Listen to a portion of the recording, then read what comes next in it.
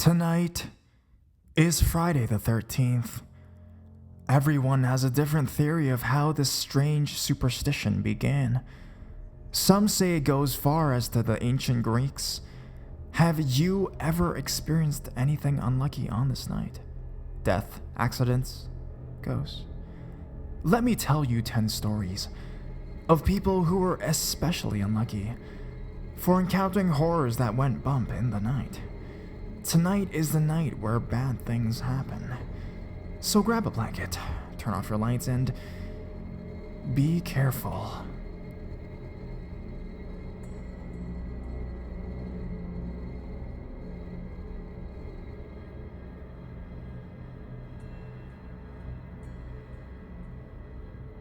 Who called my name? I'm a longtime reader of this site, and although I've never posted any one of my stories as I think they are rather boring, I had an experience last night that I just had to share, if only to get some insight. I went to bed rather late last night and fell asleep on the couch with the TV off. I had been drinking, but I don't feel that this contributed to my experience, as this woke me out of an alcohol-induced slumber. My partner was asleep in another room at the back of the house and had not been drinking at all. Unfortunately, I have no idea of the time when I was startled out of my sleep, my heart pounding as I had clearly heard a man's voice from just outside call my name. All the lights were out and I knew it was beyond visiting hours, so I didn't get up to check. I was freaked out, but knew that if someone really did want to get my attention, they would call out again or knock on the door. I would have heard this if they did, as I was quite close to the front door. The voice did not come again, and I was a little nervous. In my experiences, voices calling one's name in the middle of the night is not a good thing. I mean, why couldn't they wait until the next day unless there was something urgent? So I put the TV on for some background noises and eventually drifted off again. Now, this could arguably be explained away as a fragment of a dream if it were not so real a feeling and didn't wake me up with such a jolt.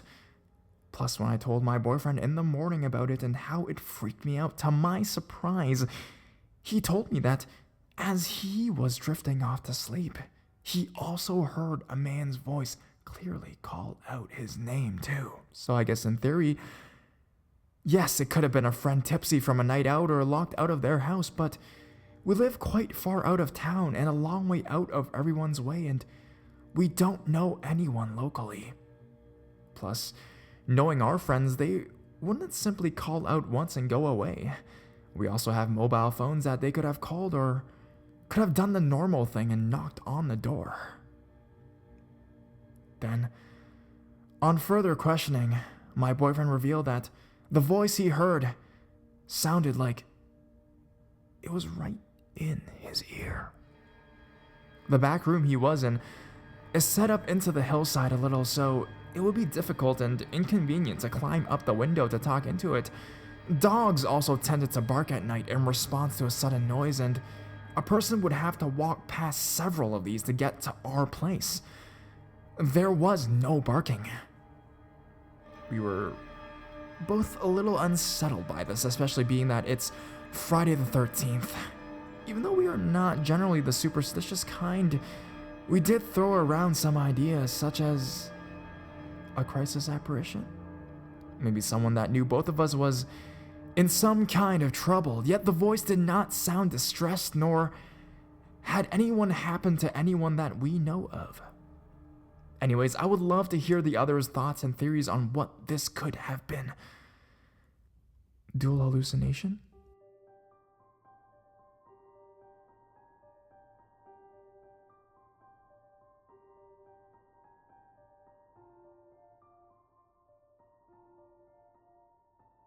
The ghost of 1011, Lansdowne. When I turned 18, I packed my bags, kissed Mom goodbye, and headed for the biggest adventure of my life, Toronto. I was very excited, coming from Saskatchewan, and was ready for all the glitz and glamour of the big city. I unfortunately ended up living at 1011 Lansdowne, and it had a horrible reputation and was by far the worst, ugliest, and most awful building I have ever lived in. But the rent was cheap, and I fixed up my bachelor pad real nice and set into trying to make my way in the big city. I've lived there for about 8 months when a Friday the 13th started to come around. All month long, I had an uneasy feeling, and for 2 weeks straight, I would be sitting on my futon in my square little room, and I would see a dark shadow come down from the door along the south wall and circle the room, ending up in the bathroom, where it would seem to settle in the bathtub. Then I would see a kind of form sit up in the bathtub. To say the least, this freaked me out, and chalked it down to the girl I was staying with, who claimed to have been raised by cult members who practiced voodoo. I simply thought that she had brought an evil presence with her and asked her to leave, which wasn't easy. She was a real mean gal, that one. Eventually she left, and I cleansed my apartment with some fresh sage, and thinking this would resolve the problem. It didn't. Now, all month long, I'd been joking with people in the building. Just watch, I said. On the 13th, they would find a body on the building. I got in a fight with my boyfriend on the 11th, and went to stay with my friend and returned on the 13th. When I got to the building, there were police cars and a coroner van there. Needless to say, I was kind of shocked. The cleaning lady told me that a body had been found on the 15th floor, right above my suite. I lived on the 14th. She told me that the body had been there for some time. About 2 weeks. I laughed it off and said, "Right, sure." I went up to my floor and unlocked my door. The hallway light wasn't working, so I walked down the hall. I kept hearing crunch, crunch with every step I took. Crunch, crunch. My cats sure make a mess with their litters, I thought. The light in the kitchen bedroom wasn't working either. Crunch, crunch. I went into the bathroom and turned on the light, and was standing there wondering what all this white stuff was everywhere, when I realized it was moving. Maggots everywhere. I grabbed my cats and ran out, locking the door behind me. I left everything there and never went back. To this day, when I walk up on the 15th and 14th floor, I get chills. To imagine what I saw from those 2 weeks was probably the spirit of the person upstairs who had been found in the bathroom. Another time, last winter in fact, I was visiting Chrissy, a friend of mine on the 8th floor. Her floor is quiet most of the time, but there is a girl who brings lots of strangers by and would often have them waiting in the hallway. Needless to say, I wasn't surprised to see a man in black at the end of the hall when leaving Chrissy's. But my hair was standing on end and I got a horrible feeling of dread. I asked Chrissy to come out into the hall and we called to the guy who was leaning against the far door. "Hey, who are you waiting for?" He didn't move at all. And although it seemed like he was facing us, we could only see black. We then noticed it was not a solid kind of person. It was like a solid black fog in the shape of a person. We kept calling him, asking who he was and telling him to get lost. He didn't move at all, nor shift his head to look our way, nothing. This whole time we started to get an even heavier feeling of foreboding and evil. Chrissy sensed it too. Determined not to be scared, I started walking towards the elevators hallway between us and it. I couldn't even get to them. It's as if something was stopping me from getting any farther, and the feeling got worse.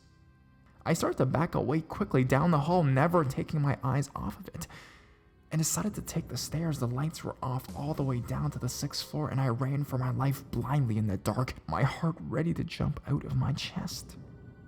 Eventually, I took the lift from the 6th down.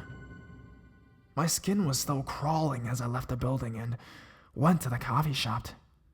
I hopped in the truck and called Chrissy on the cell phone. Who or what was that, I asked. And we both said at the same time, I think it was a demon. Many other things have happened at 1011 Lansdowne, but by far these two were the worst.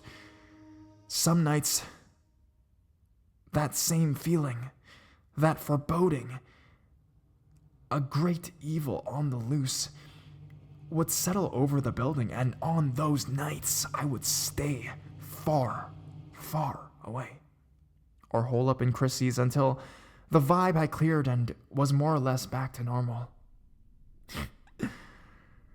I'm so glad I don't live there anymore.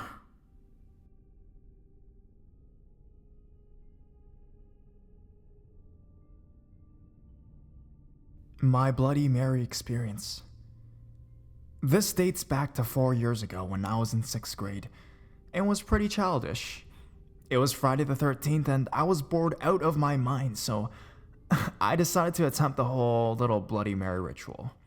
I don't remember exactly why I chose to try it, but I do remember what went down vividly.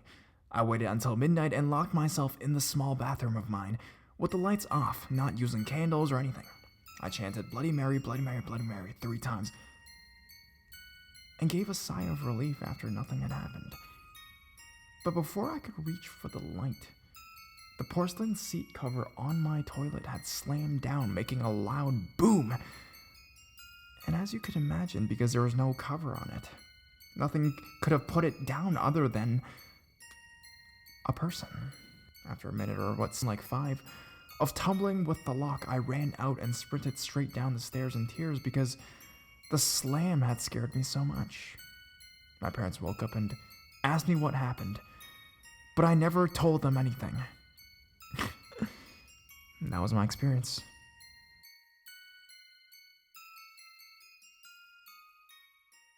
The church camp.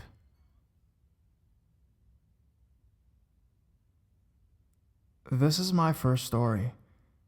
Thank you for reading.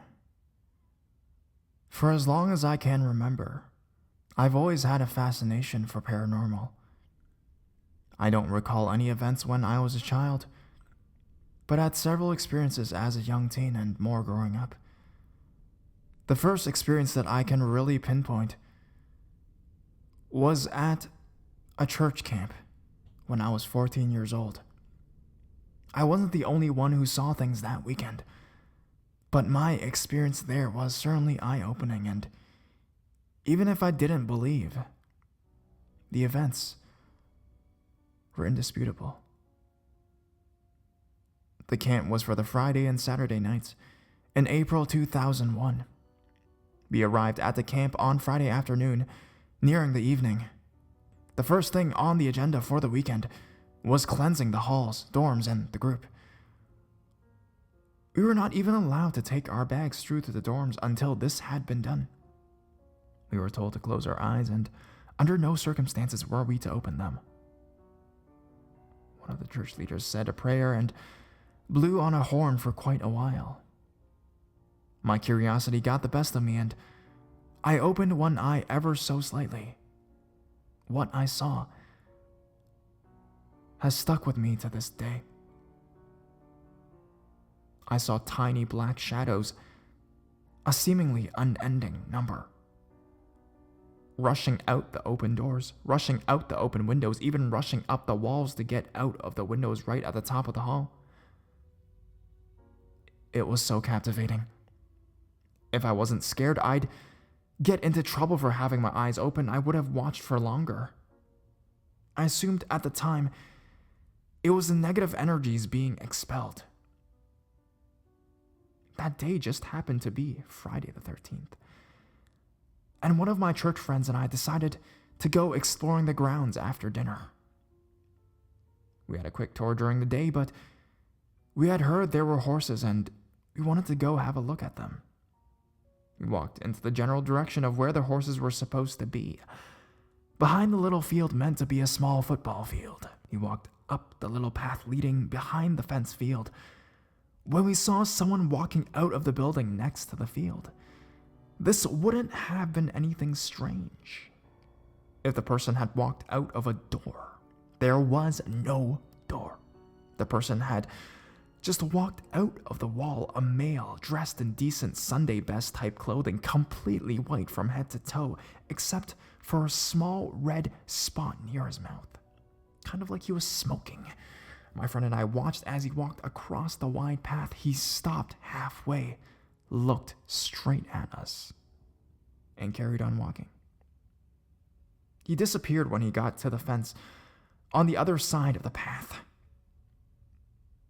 My friend and I decided to go explore near the little lake that was on the property. It was a lovely little lake with a path that led to a gazebo on a wooded island. Beautiful. We took a stroll around when we came across something even more disturbing than the white man. Luckily, being out in the open, it was very dark and no one saw us. We had stumbled upon what appeared to be some kind of seance. People standing in a circle, candles speaking in a strange language. Being petrified, we didn't stay to watch that one. We didn't want to be victims to a satanic cult if that was it. When we went back to the dorms, there was chaos there too. One of the other girls were screaming that she had seen a green man with worm or snake-type hair outside her window. She was genuinely terrified, shaking, and too scared to even look in the direction of her window. The counselors had to deal with her, then had to rush to one of the boys' dorms as there was one boy who was seemingly possessed, ripping up the mattresses in an inhuman fit. It was a really crazy weekend. I never went to another church camp again. Thank you for letting me share, and I'd definitely be posting more of my experiences.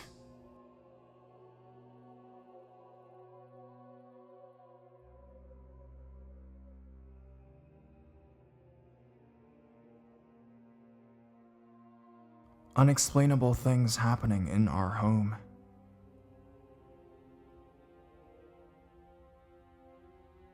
In the last few days, things seem to be getting weird around our home.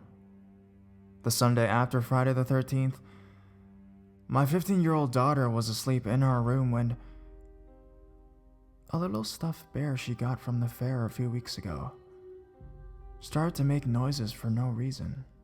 It was on her dresser, nowhere near her, and nobody else was in her room. It woke her up and she threw it out in the hallway. When I got up the next morning, I found the bear in the living room, which is nowhere near her bedroom, and couldn't figure out why. She told me what happened, and her father and I didn't believe her. Well, later that day, after they got home from school, we were in the kitchen, and the bear was in my room on the dresser where it started making its noises. Scared me a bit because nobody was near it when it did. It stopped and didn't do anything for a few days. Then this Friday night, my 2-year-old nephew was over for the weekend. They slept in the living room like a slumber party.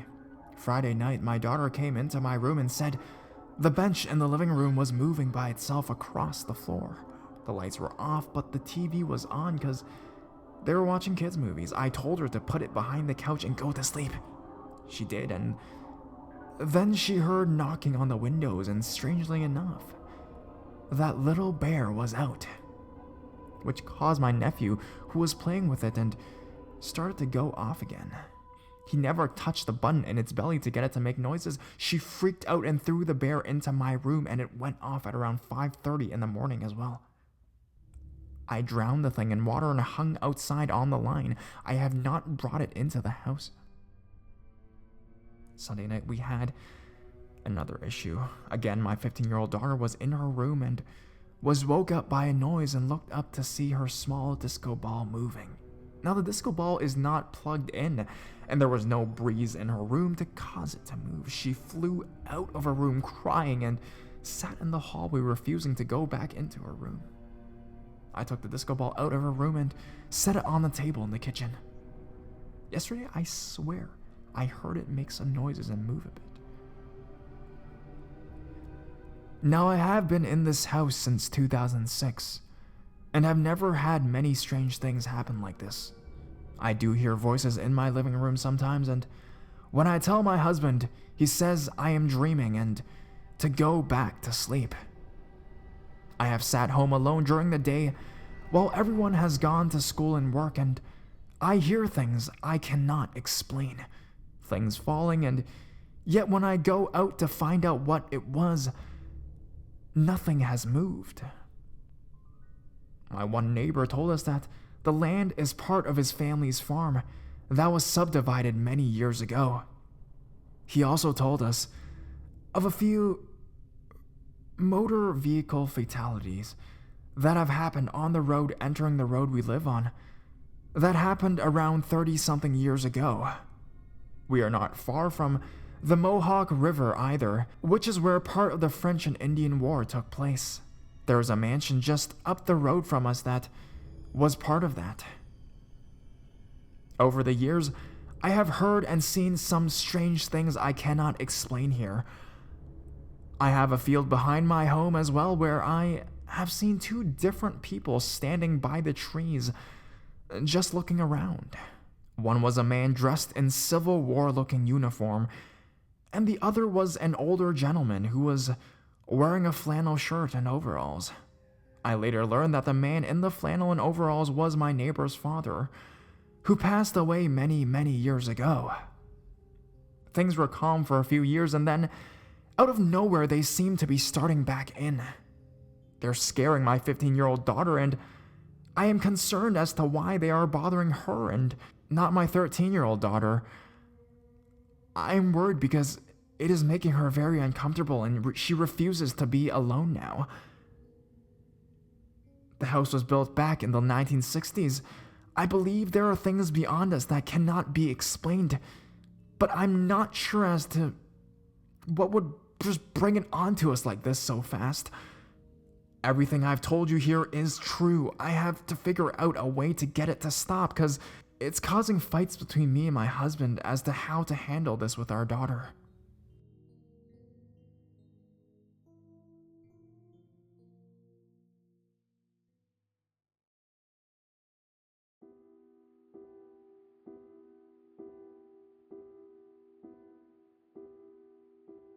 Twisting Ghost. Okay, so this took place during the honeymoon in June of 2014.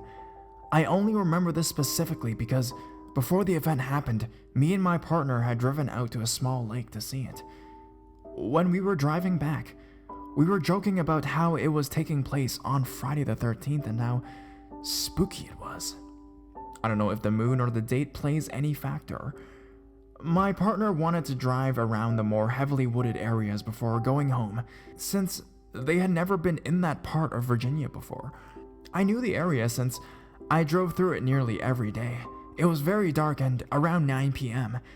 Everything was fine and we were enjoying ourselves until we got to a large cluster of trees.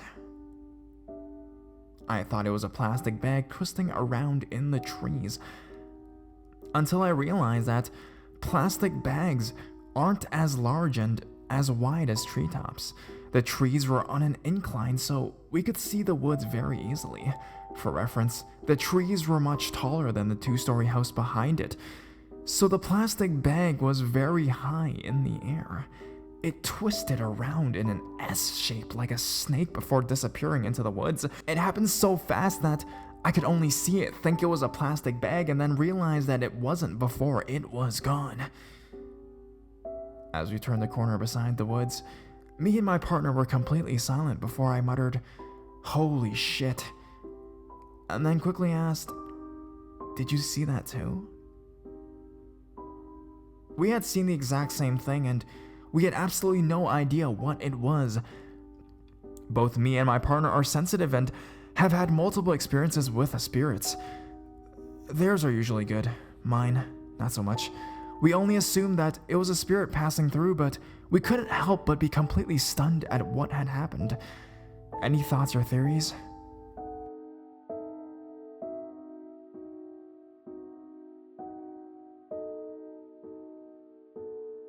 My spirit guide, Corey.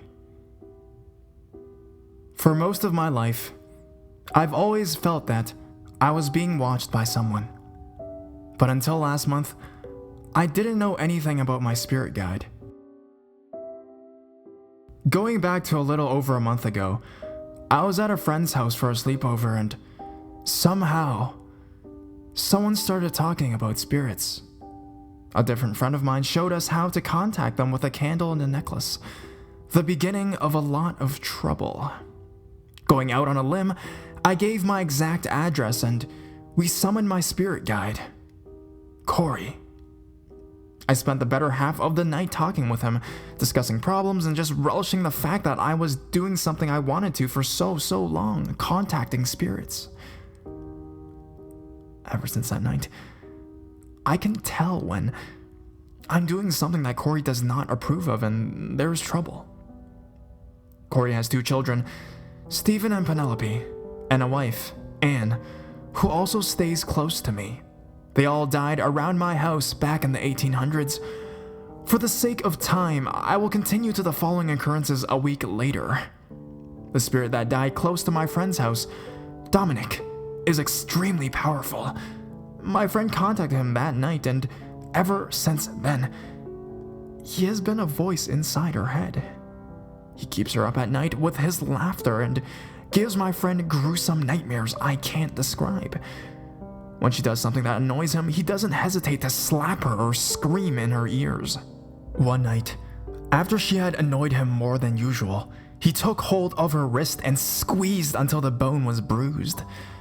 When I saw her the next day with a brace, I got angry and I wanted it to stop. I wanted my friend to be able to sleep and I wanted Dominic to be sent to the light.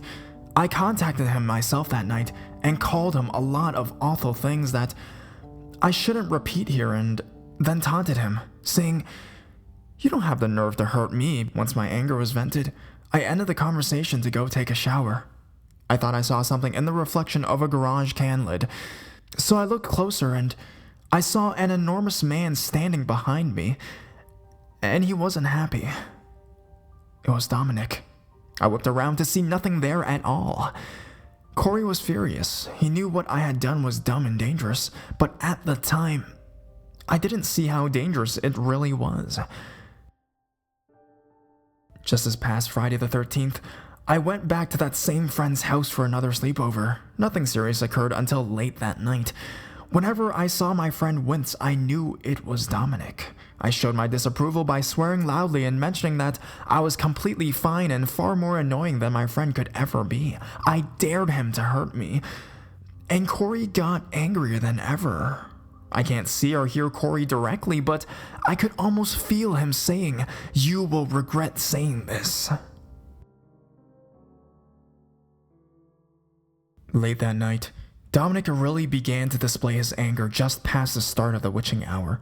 He told us that someone was going to die at his hands, and that he would possess my friend to do so. Terrified, my friend, the other participant at the sleepover, and myself all gathered in a circle with makeshift crosses to pray. As we prayed, my friend jerked away, hissing that the crosses were burning. I kept my calm somehow, and after a few minutes later, my friend was starting to drift as Dominic overpowered her. I kept my cross close and spoke to him until she regained control. Scared beyond what I've ever felt, my friend sat back down, nervous about what she could do if he fully took control of her. She described to me that how she could tell what he was thinking and how he wanted to break my back and how he was going to choke out our other friend. About half an hour later, at this point it's close to 2 a.m., Dominic was fed up. My friend gave us one final warning: get away from anything he can hurt you with. And then she was gone. Standing, I looked into the eyes of hatred, and as he went for a pencil, the other friend and I locked ourselves in the bathroom.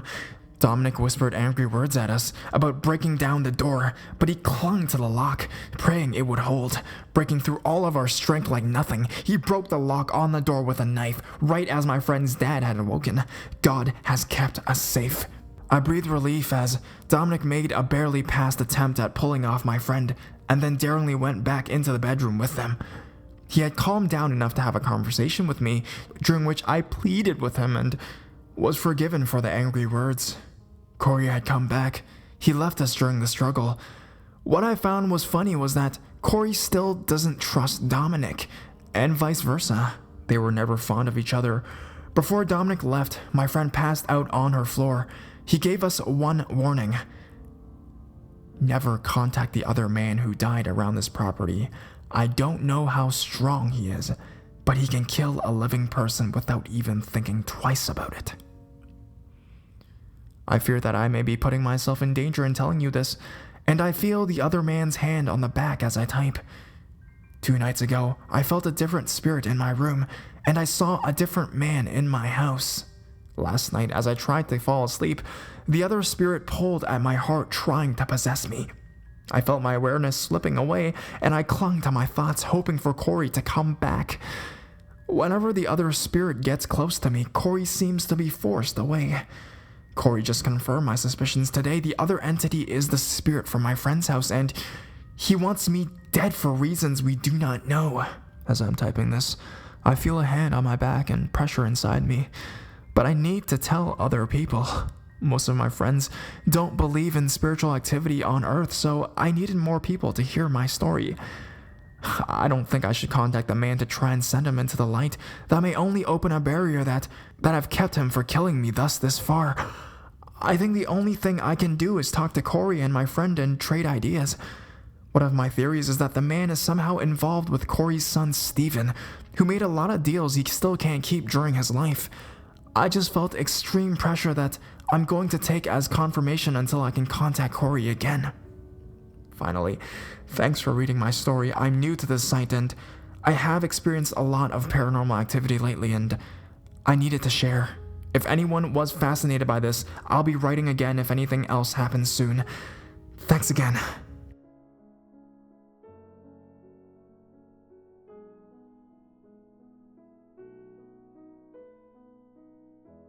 Bedroom door opens on its own. My 9-year-old daughter has been having a creepy feeling in my living room for the past 3 months. I recently found some of my grandmother's belongings and decorated my home with them. My grandmother died when I was 17. Today, my daughter came running out of my house to her brother's bus stop, telling me that her door opened by itself. I have felt cold spots in my bedroom before and I have heard someone talking in my room. I also feel as if someone is watching me when I am alone in my house. Once in a while, I will find a light on that I know I've turned off. Can someone please help me find out what is going on in my house? I've lived in my home since I was 12. I started to hear voices shortly after my grandmother died. It always sounds as if 2 people were having a conversation. Also, my grandmother died on Christmas Day of 1998. My father's mother died when I was 8, and my father's father died when I was 9. I hear the voices at odd times of the year, and it was constant for about 6 months after my parents moved out of my house. My daughter is also just starting to go through puberty. I don't know if that has anything to do with this. My daughter and I have also heard footsteps, heavy footsteps, going up the stairs, then down the hallway. I've also taken my cell phone and tried recording EVPs, but haven't captured anything yet. The heavy footsteps started when I started going back to school, and it only happens at midnight on every Friday the 13th. I do not practice any type of witchcraft, and I've never used a Ouija board.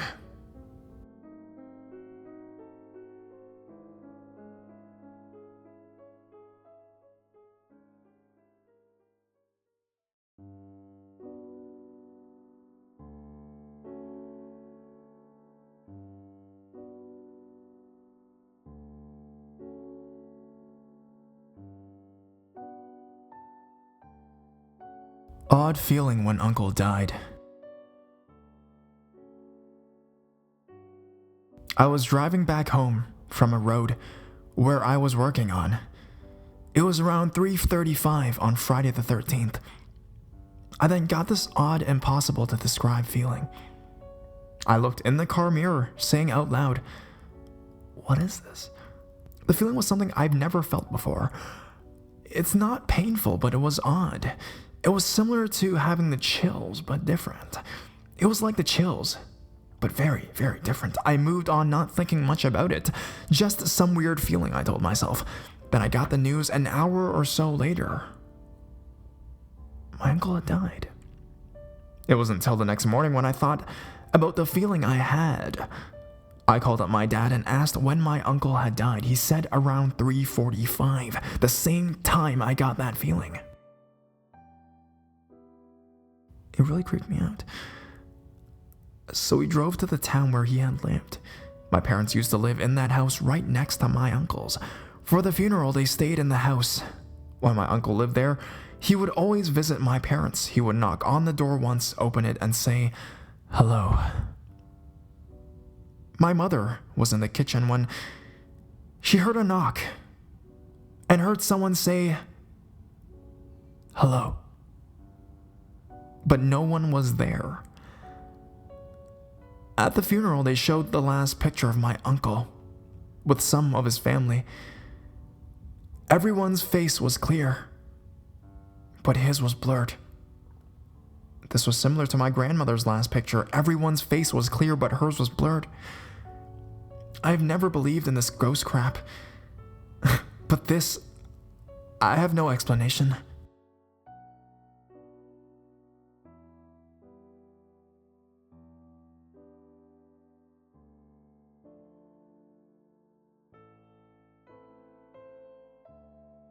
My aunt, the witch, and seances.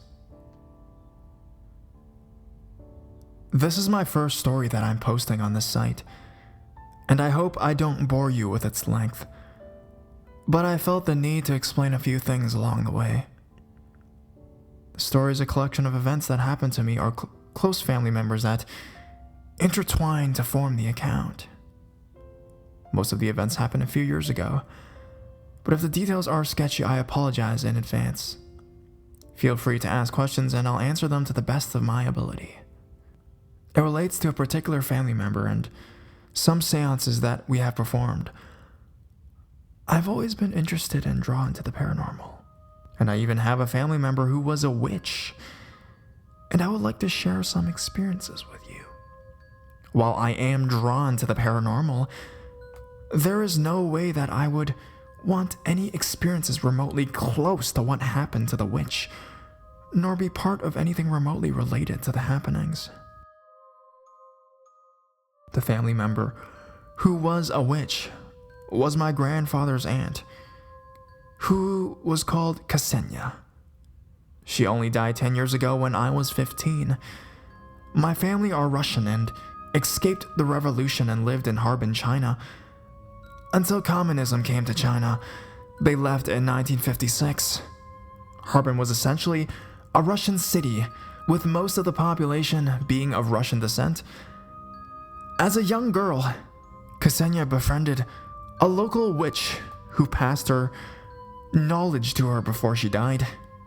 Despite practicing witchcraft throughout her life, she still maintained her Russian Orthodox religion and beliefs and superstitions. One time, Ksenia managed to upset the domovoi, a house spirit associated to Slavic folklore, and found dirty handprints all over her washing. No children were in the house at the time, so that was ruled out. When we would go to Ksenia's house, she would always offer to tell us our fortune through playing cards or tea readings. Note that historically, playing cards are derived from tarot, and you are able to perform readings from them, or do a seance via a Ouija board. My aunt was severely negatively affected by one where a spirit, a murder from the Stalinist era, attached itself to her and harassed her for weeks and tried to strangle her at nighttime. Her card readings were always accurate to the day and the week. I know the layout she used and some of the meanings. However, I am nowhere near proficient enough to do a proper card reading, so refrain from doing so. She would also cast spells on people. Her own sons were excluded from this, and would always leave a token of some sort, a homemade doll or a random object, under her seat if she visited you, which was a spell. She once told my grandmother that she had this uncontrollable urge to do nasty things, usually via spells, and that a voice told her to do these things.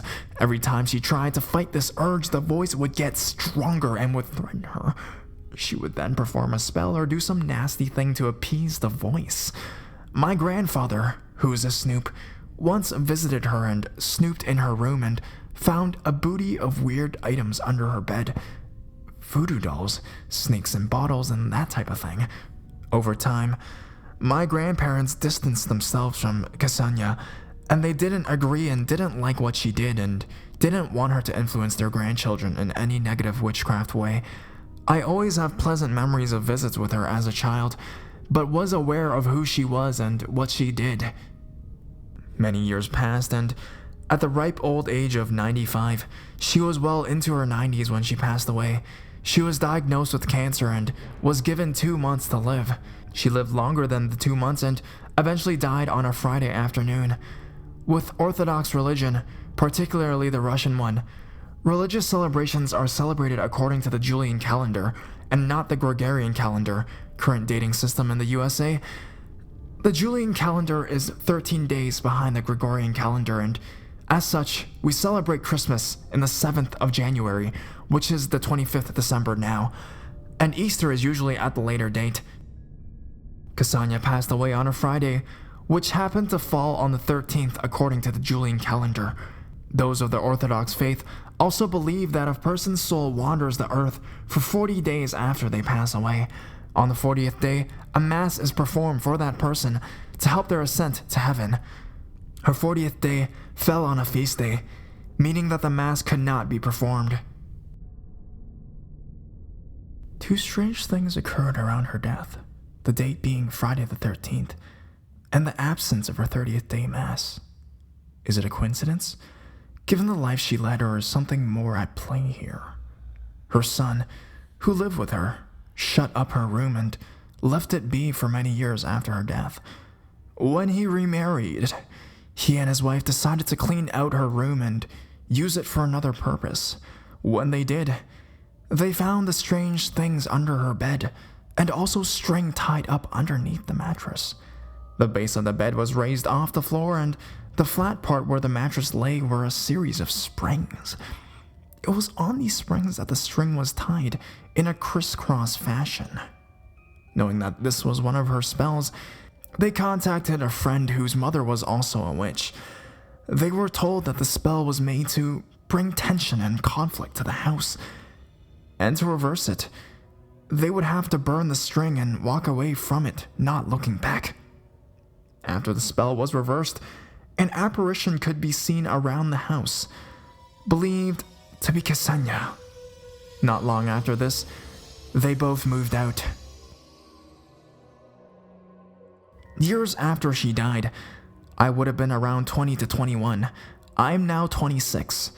We decided to perform a seance using a Ouija board.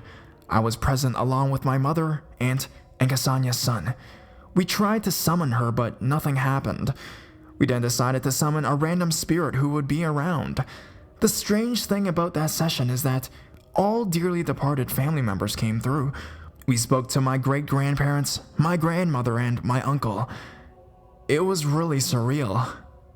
Thinking it strange that all my family members came to us, we asked why they were all here. My great-grandfather replied that they were waiting for someone. We asked about Ksenia and if it was her that they were waiting for. The answer was a resounding no. 3 months after the seance, my grandfather passed away. I like to believe that his wife and family were with him during his final hours to help him cross over. Since then, I've completed quite a few more seances, and every time we do them, we get family members contacting us. I've managed to contact my grandfather, and he is with the rest of the family. Whilst I have a conscious decision to no longer dabble in seances and the like, every time I have done one, It's been positive. It's been an uplifting experience to communicate and get messages from the family. I have never been threatened or anything negative come through. I know that my family, especially my grandmother and great-grandfather, watch over me, and I feel blessed to feel their presence, even momentarily at these occasions and when I need them. Never have we been able to contact Asanya, despite her spells. She was always someone pleasant to be around. She wasn't all that bad. Regardless, I don't think that I would want to encounter her spirit, lest it is sinister or invites something sinister. Thank you.